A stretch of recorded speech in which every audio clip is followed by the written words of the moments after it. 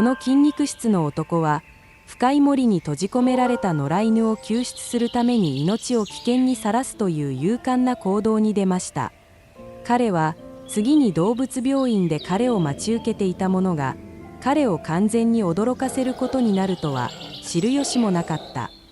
それはある日の午後、彼が馴染みの森を歩いている時に突然遠くから奇妙な音が聞こえてきた時に始まりました。それは地面をひっかく音と苦痛と絶望のうめき声が混ざった音だった。彼はすぐに警戒して音の方向をたどり、深い茂みの中で必死にもがいている小動物をすぐに発見した。彼の目の前にはおそらく動物を狩るのに使われるような古い鉄の罠にとらわれた泥だらけの大きな体の野犬がいた。罠の鋭い歯が動物の前足をかみしめ、動物が立ち上がることができないようにした。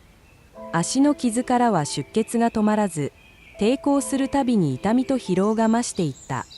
男はためらうことなく素早く手袋をはめ、パニックを起こさないように後ろからそっと動物に近づきながら決意に満ちた目で見つめた。彼は決然とした動きでその動物の首筋をつかみ、地面に押さえつけた。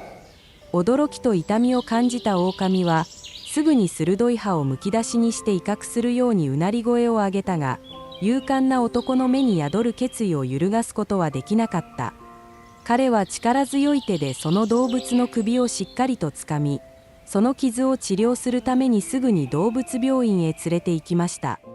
彼が動物を抱いて診療所に入ると、たちまち雰囲気は緊張し、パニックに陥った。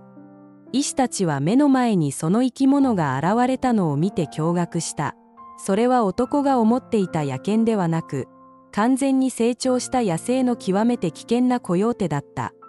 その言葉に男は愕然とした。彼は自分の助ける行為がこれほど無謀だとは思ってもいなかったのだ。しかし彼は引き下がるどころか、きっぱりと言った。どんな動物であれ、苦しんでいるのだから見捨てることはできない。彼の真摯な目を見て、医療チームはうなずいた。彼らは狼に甲輪をかぶせ、慎重に注射をし、傷口を洗浄して包帯を巻いた。3日後、動物は徐々に回復し、体の震えもなくなり、目も元気を取り戻しました。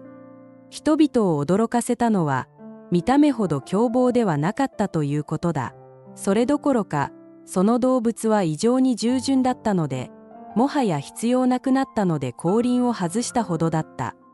傷が良くなると、男性は犬を家に連れ帰り、料理を作り、包帯を交換し、2週間世話をした。小さな屋根の下で、狼は次第に人間の平和な暮らしと優しさに慣れていきました。15日目に、彼はそれを古い森に持ち帰ることにしました。檻の扉を開けて、狼がゆっくりと去っていくのを見ながら、男は犬が二度と傷つけられないことを静かに願いながら微笑んだ。何かを察したのか、動物も立ち止まり、長い間じっと彼を見つめていました。しかし驚いたことに、翌日、狼は静かに男の家の玄関に現れ、頭を下げて尻尾を嬉しそうに振りました。今では、動物にはジャングルだけではなく、帰る場所、いつも優しい人が待っている温かい家がもう一つあります。毎日午後になると、森でゆっくりと狩りをし、その後ポーチに戻って横になり、静かに目を閉じて深い眠りに落ちます。